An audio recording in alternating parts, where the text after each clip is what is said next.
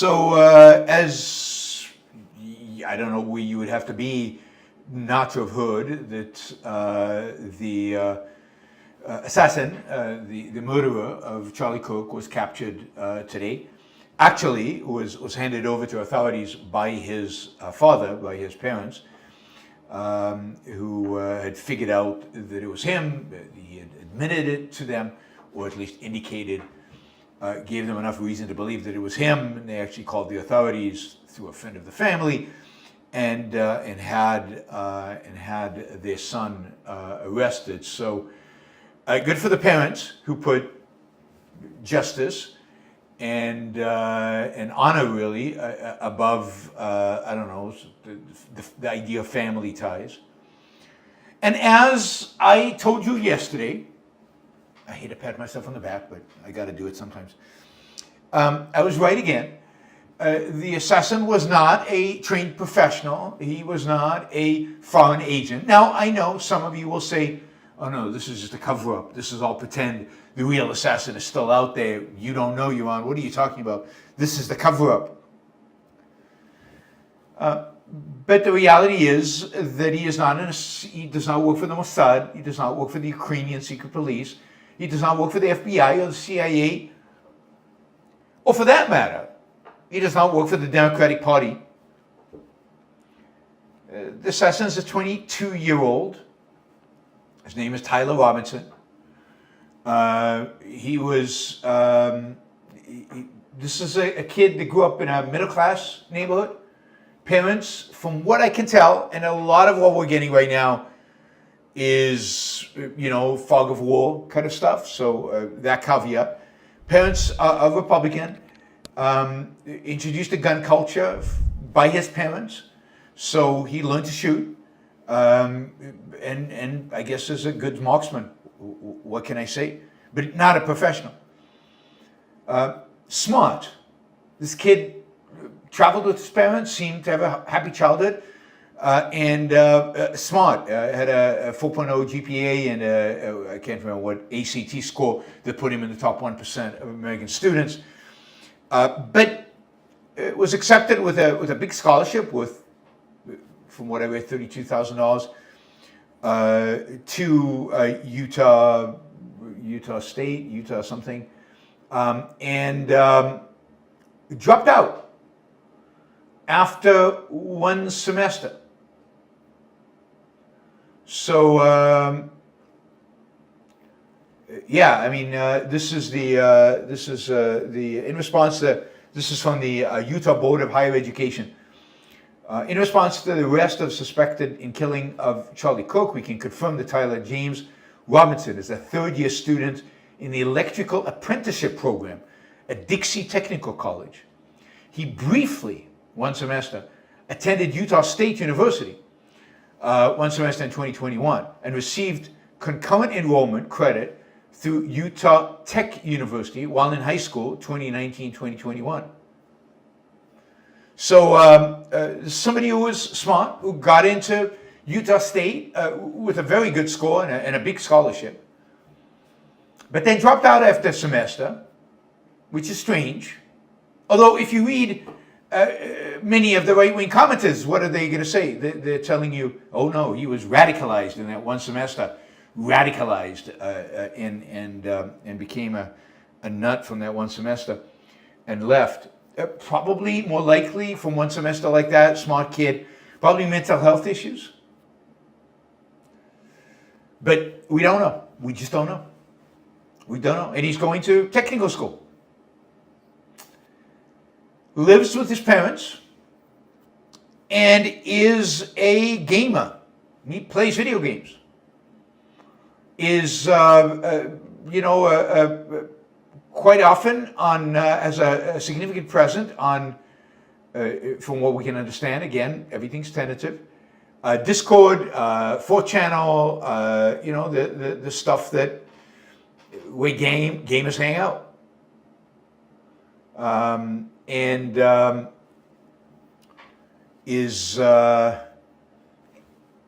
We don't know what his politics are. Now, there were markings on the casings. And initially, and I think I reported this, initially the argument was These are pro-trans, Antifa markings. But the more I read about it, the more it seems like, and by the way, the FBI retracted that statement. They denied that it was pro-trans markings. And the more I read about it, the more it seems like the markings are references within games. In one particular game,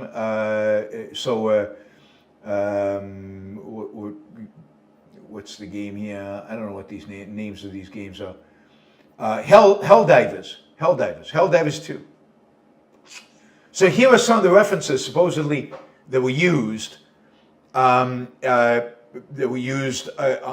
casings. All memes and inside jokes supposedly from several communities on 4chan, Discord, and Reddit. One engraving says, "Notices bulge, OWO, what's this?" This is a phrase popularized by Fury and roleplay groups online that has since become a major copy-paster in online game communities. Another one, "Hey fascist, catch." This is a renowned meme with a reference to the video game Helldivers 2. "Oh, Bella Sio, Bella Sio, Bella Sio, Sio, Sio," which is an anti-fascist song from Italy in World War II that has since been remixed into a song popular in many online gaming communities. "If you read this, you are gay. I am AO." A phrase once again popularized in online communities for its similarity to old email chains and trolling posts on Facebook. So, again, I don't know. Maybe "Hey fascist, catch" actually referred to a bullet targeted at a fascist. I don't know. We just, at this point, this is clip heaven, Chandler says. Why is that? Equal to in reality says he plays Helldivers 2. Oh my God, I can't believe I had to hear Yaron say that. Anyway, I don't know any of this stuff. I'm just reading the news. Chandler says, "I'm just joking about making out of context clips."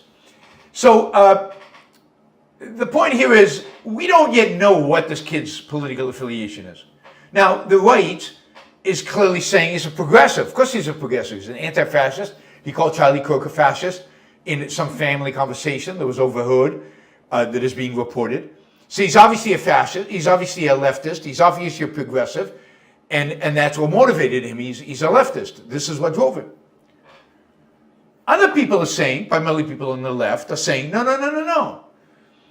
These are all phrases used by groypers. Now, some of you don't know what groypers are. These are people who follow Fuentes, racist, anti-Semitic, just disgusting Nick Fuentes, who is a real evil bastard. And Nick Fuentes, this is people who follow him, and Nick Fuentes is big in 4chan and some of the other. So anyway, everybody's blaming everybody. Nobody knows. I mean, Nick Fuentes might know because he went on a long rant last night about how we should embrace peace, and Christianity is about love, and love your enemy, and he doesn't believe in violence at all, never has. This is Nick Fuentes we're talking about. And it's all about love. Don't hate people who disagree with you. I mean, have you ever heard any commentator online who's more filled with hate than Nick Fuentes? Maybe he was trying to shield himself from what's already happening and what he already knows in terms of the identity of the shooter. I don't know. Again, speculation, fog of war, all of that. I mean, look, at the end of the day, what do I think is going on here? It's what I thought. I mean, I think it's what I thought yesterday. I don't know if I articulated it quite like this. I've said it in the past about other shooters.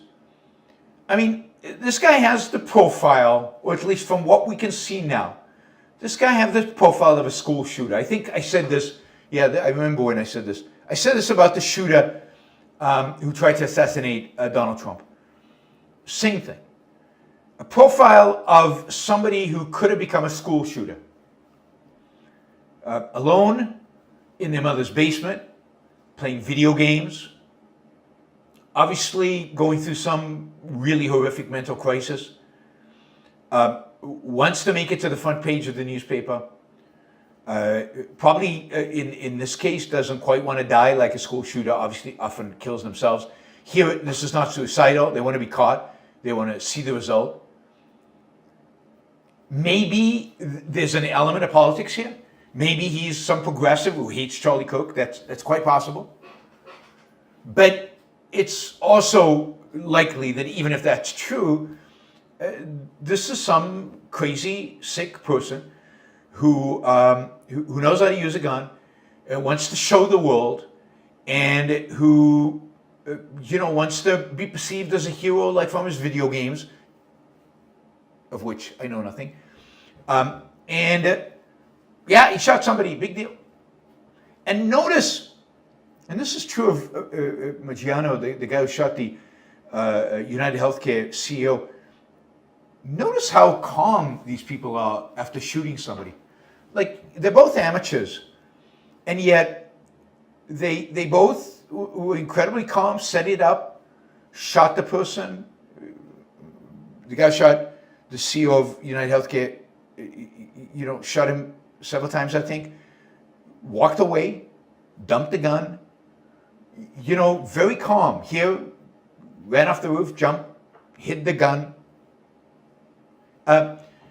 That's spooky, and that's almost, these people are psychotic. We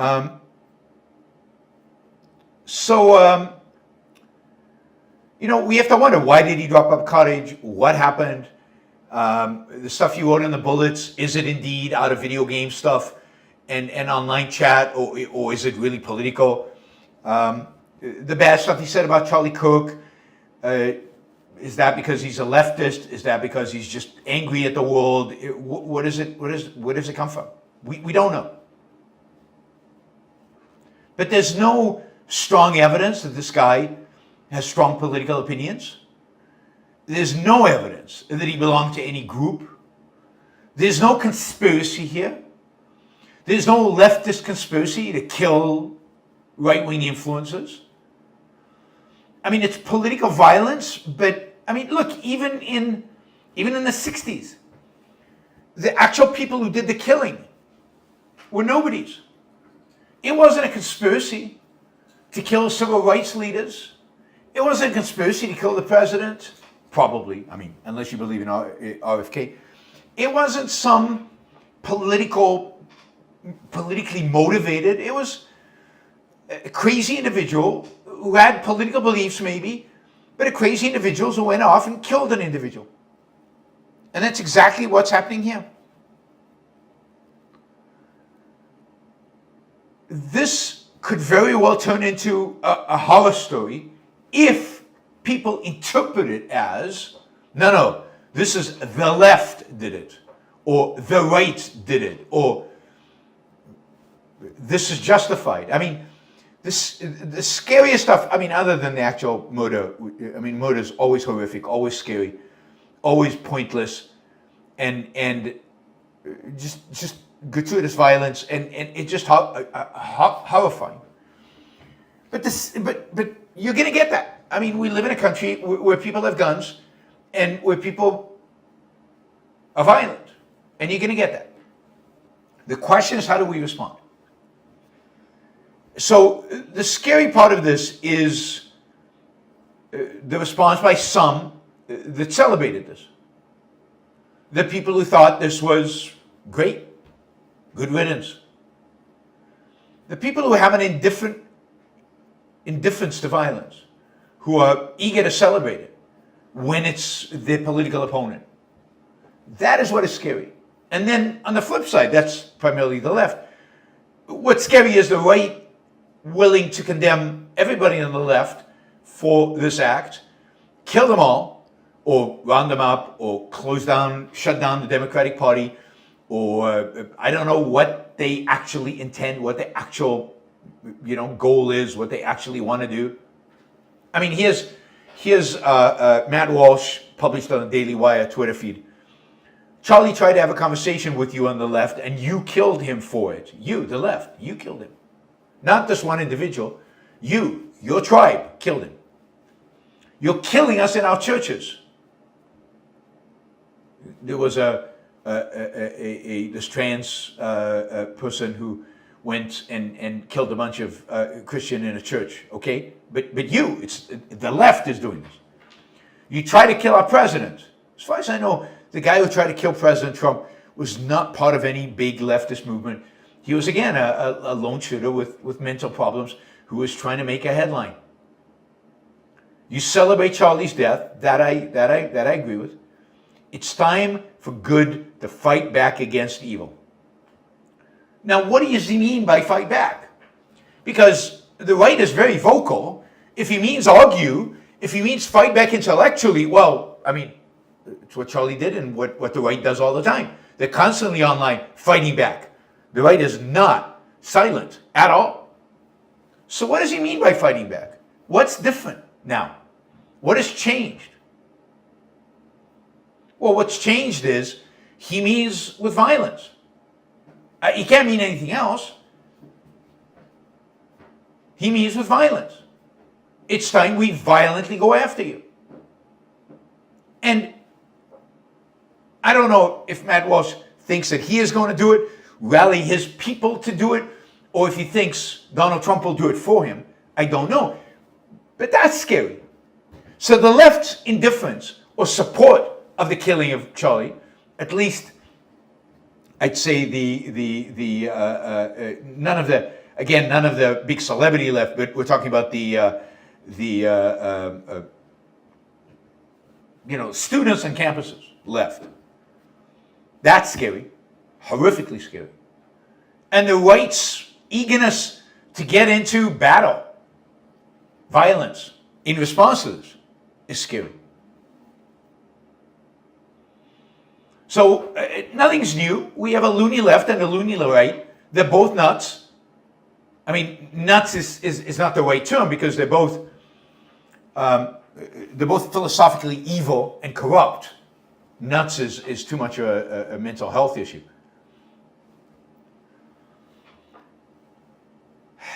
So it's going to be interesting to see. Again, I think we'll learn some stuff about Tyler, but I don't think it's going to come out that he's some passionate, politically motivated person. I think it's going to come out that he's a disturbed human being, and that, I mean, he might have political beliefs, but that's not the primary thing that motivated him. Yeah, I mean, I'm getting a lot of tweets saying, yeah, all these markings, they're from hell divers too, and common memes. So, let's see, anything else I want to say about this? Yeah, it's going to be interesting to see if he's a groyper. Nick Fuentes is a kind of person, so that'll be interesting. Yeah, I mean, this is a guy who wants to get your attention, and he got us our attention. He got the entire world's attention. All right, I have to mention this just as a because we're talking about Charlie Cook's assassination. We're going to talk about a number of issues related to this indirectly in a minute, or directly, but this one is weird, and I wouldn't mention it, but it relates to my favorite person on the planet, the President of the United States, and I'm just going to read it to you because I just want to keep at the forefront of your mind just how completely nuts Donald Trump really is. I mean, just not nuts in the sense of just bad, but just nuts. He's just not connected to reality. He's just not here. So this is. I heard the video. This is a transcript of the video, short. A reporter asks the president, Mr. President, my condolences to you, sir. My condolences on the loss of your friend, Charlie Kirk. How are you holding up over the last day and a half, sir? And this is Trump's response. I think very good. And by the way, right there, you see all the trucks? They're just starting construction on the new ballroom for the White House, which is something they've been trying to get, as you know, for about 150 years. And it's going to be a beauty. Absolutely magnificent construction. We just started. So it'll get done very nicely, and it will be one of the best anywhere in the world, actually. I mean, what do you do about that? Right? He says he in other places he was very close to Charlie, and this affected him greatly, and now he's being asked about it. And first of all, he says he's been doing great. He's been, I think, very good. That's how he's been holding up, very good. And he wants to talk about a ballroom. He wants to talk about a ballroom. Doesn't want to talk about it. This guy's weird. Not in a good way. Not in a good way. He's not in reality. All right, I want to talk about some of the implications of what's going on and why I think this is such a big issue. The murder and some of the thinking, some of what's going to result. Now, it could have it could result in something positive in the sense of elevating this issue to the forefront. I mean, the Free Press ran a headline today. This is a statement by the editors, and I thought the headline was it's kind of sad, but I'll tell you what the headline is. It's Je suis Charlie. Je suis Charlie, of course, was the thing that everybody posted after the attack on Charlie Hebdo, after the murder of a number of cartoonists and people working for them at the headquarters of Charlie Hebdo in Paris in January of 2015. And it became a slogan of support for Charlie Hebdo. Je suis means I am Charlie. I am Charlie. Je suis Charlie. And at the time I was very critical of it because it's very easy to hold up a placard that says Je suis Charlie. But what does it mean to be Charlie? Well, for the cartoons, it means being willing to criticize Muhammad, being willing to draw cartoons that are offensive to Muslims, being willing to stand up to Islam and say, no, we are not going to bend. We are not going to accommodate you. We are not going to accept your irrationalities. This is the West, and here we make fun of whatever the hell we want to make fun of. And you, Muslims, deserve to be made fun of. You deserve to be made fun of because your customs, your beliefs are so anti-human, anti-Western, anti-rational. And because you are so violent. And we are cartoonists. We can't fight you. The way we fight you is with cartoons. That would have made you a Je suis Charlie. That statement, going on in public, holding up a placard with the cartoon. You know, millions of people came out of the streets in Paris after the Charlie Hebdo. How many of them showed cartoons? How many of them had placards with cartoons? None of them, as far as I can remember. Maybe a few. But that makes you Je suis Charlie. Do what Charlie did. Stand up for the values Charlie represented. In the context of this, of Charlie Kirk, I think the value here is speech. It's debate. Again, I've said it over and over again. I was not a fan of Charlie Kirk's over the last few years. I disagree with him on lots of things, and I think he sold his soul for what would you call it? Popularity, for power.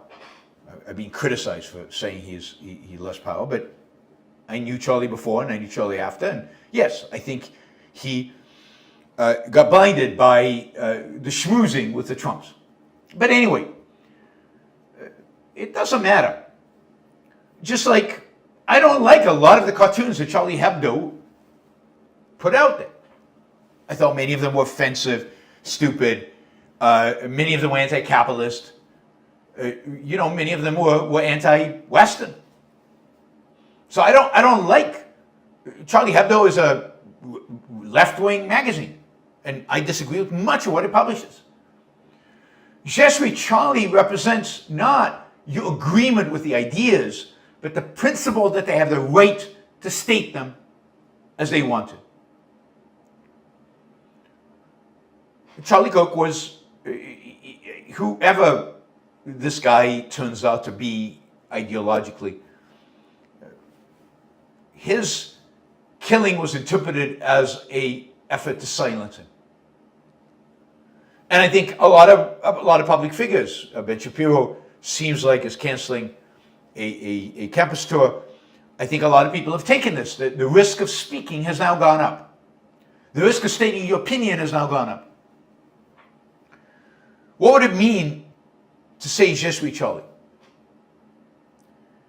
It would mean to speak, to go to campuses, to engage with the public, to state your controversial views, not to shun, not to be scared off. No, take the precautions that need to be taken, absolutely. But to make clear that whatever the motivations of this murderer was, silencing will not be the result. Silencing will not be what comes of this. Now, as the Utah Governor Spencer Cox put it today, he said the murder of Charlie Kirk is, quote, much bigger than an attack on an individual. It is an attack on all of us. It is an attack on the American experiment. It is an attack on our ideals, unquote. And I'd say specifically, it is an attack on free speech, because it's not necessarily an attack on, it's on the particular things that Charlie Kirk said, which might or might not be American ideals, but it's an attack on his willingness, ability to say them. And it happened on a college campus, which is doubly meaningful. A college campus is a place of ideas, of debate, of discussion. But it's also a place that over the last 20 years has seen people, 25 years, silenced over and over and over again. It is a place where its professors are teaching that speech is violence. If speech is violence, then violence can be used against violence, then it's okay to shut somebody up for speech. Universities are the hotbed of the anti-free speech movement. They are where anti-free speech lives and breathes. Whether this guy was motivated by left or right, or wasn't motivated by anything, or was confused or sick or whatever it is, it turns out to be, or maybe he was a progressive, whatever it turns out to be, he was acting out the progressives, the far left university professors' agenda. It is their agenda. I don't think it's the left, if you count anybody left of center, but a part of the left hates speech, believes speech is violence, believe that what Charlie was doing was violence, that clearly was insulting, clearly was offending, but they truly believe that offense to a persecuted group You can't be offended, or I can't be offended, because I'm not being persecuted. I can't be offended because my skin is the wrong color. I can't be offended because I have too much money. But if I were poor and with a darker skin, and I don't know, and from the other side of the border in Israel, then my offense, you offending me, would be violence against me. And therefore, what do you do when somebody commits violence against you? You use violence as self-defense. So, what is being taught at our universities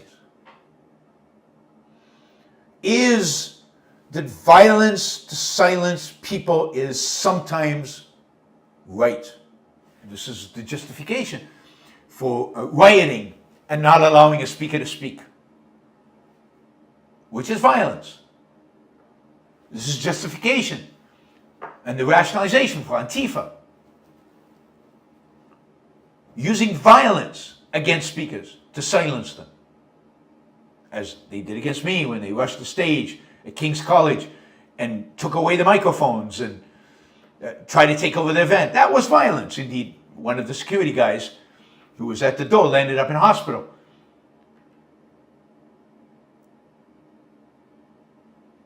So, this is the outcome. This is the consequence. Now, I mean, again, I'm not sure he was radicalized by these people. That's not the point. The point is that these people, these professors, these university professors and the students that they teach now are supporters of this violence, encouraging this kind of violence by the very nature of the ideas that they teach.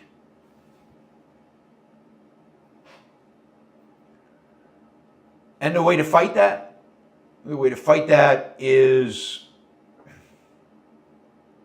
to speak. It's to not let them silence you. It's to keep going to campuses, to keep going and speaking, to keep engaging with people. And in particular, it's important to go on campuses and talk about free speech. Call these professors out. Call them for what they are doing. Refuse to be silenced. Stand up to the Antifa leftist bastards. Refuse to let them silence you. This should be a call to all those who believe in free speech to go out there and do more. Speak out more. And make the point. We won't be silenced. And we will continue to present an alternative voice to what your professors are teaching you. Because what they're teaching you is anti-human, it's anti-life, it's anti-civilization, it's evil and wrong. It's evil and wrong what these professors are teaching you. Indeed, any professor who teaches that speech is violence should not be a professor, should not have a job.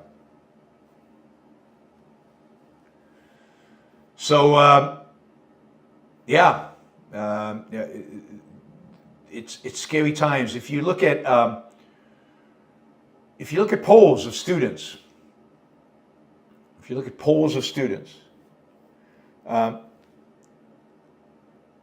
free speech rankings, the Foundation for Individual Rights, which is a great organization around free speech, does a free speech ranking of colleges, and as part of that, it does surveys. And it found that two-thirds of students at these universities now say that using violence to stop a campus speech can be acceptable. Well, how much violence? What's the level of violence? It turns out that some of them think that shooting somebody and killing them is appropriate.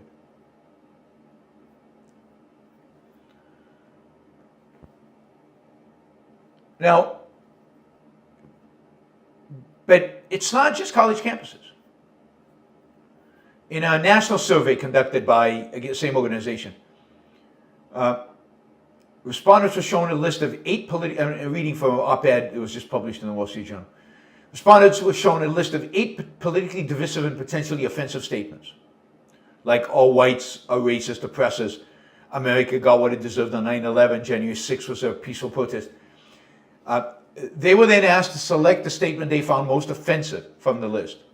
Following the selection, respondents were asked whether using violence to stop a speech advocating the idea they selected as most offensive is never, rarely, sometimes, or always acceptable.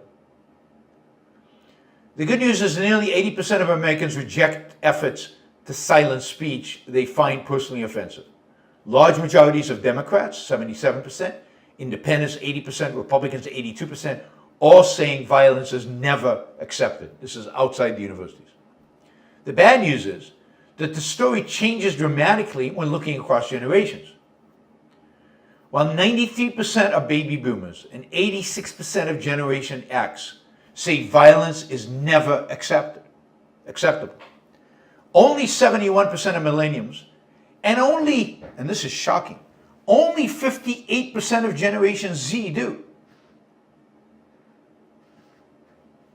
And it makes no difference if they enrolled in college or not.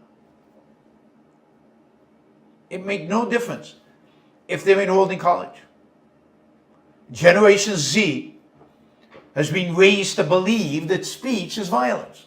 They've been raised to believe that violence to silence is okay.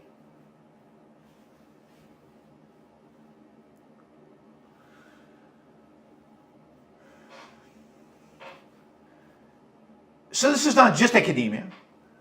It's our schools, it's our video games, it's the stories we tell each other. Violence is acceptable to Generation Z in a way that it's not acceptable to previous generations. Now, maybe we were all like that when we were young. I don't think this, this kind of survey, unless they have it for many, many years in the past, can correct for that. Maybe it's the case. Maybe there's a youth bias and young people are always more pro-violence than older people. That is certainly possible.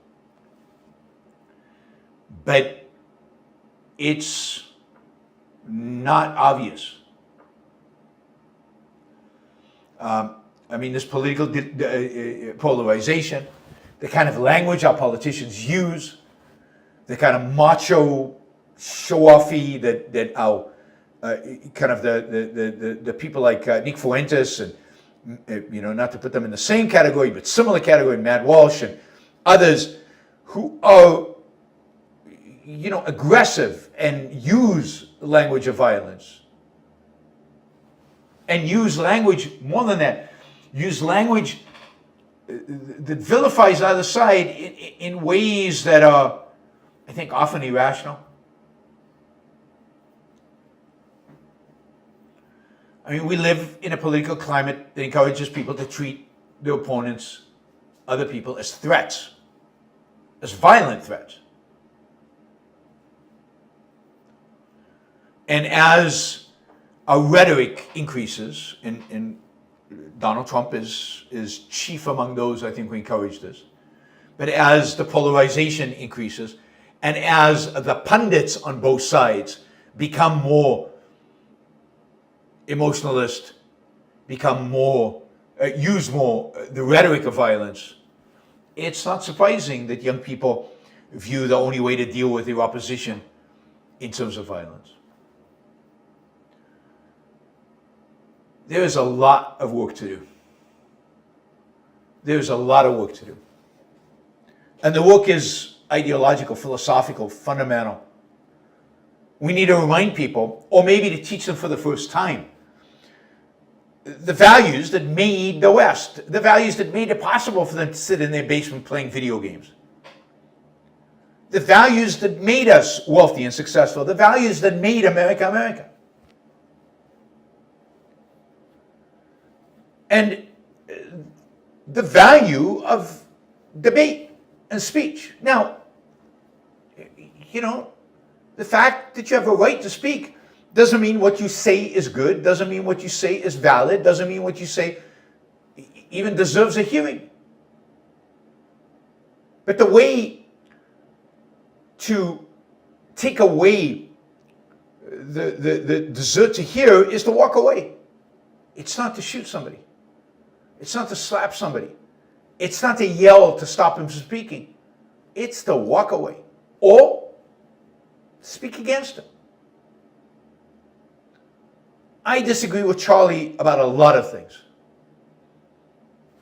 And the way to deal with that is to speak up against him. I would have been happy to go on a stage to debate Charlie. And use whatever forum to speak. Speak, argue, write, teach. And it's incumbent of those of us who believe in the value of free speech to start doing that. And I worry that on the right and on the left today, maybe it should be on the left because in many respects they started it, and on the right today, they do not value speech.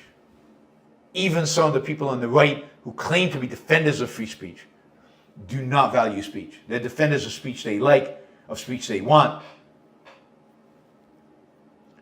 So, I mean, this should be a call of arms to all of us, all of you, all of those who believe in the Enlightenment, who believe in reason, who believe in rational argument, who believe in using rational argument in debate to convince, and who abhor the use of violence other than in self-defense.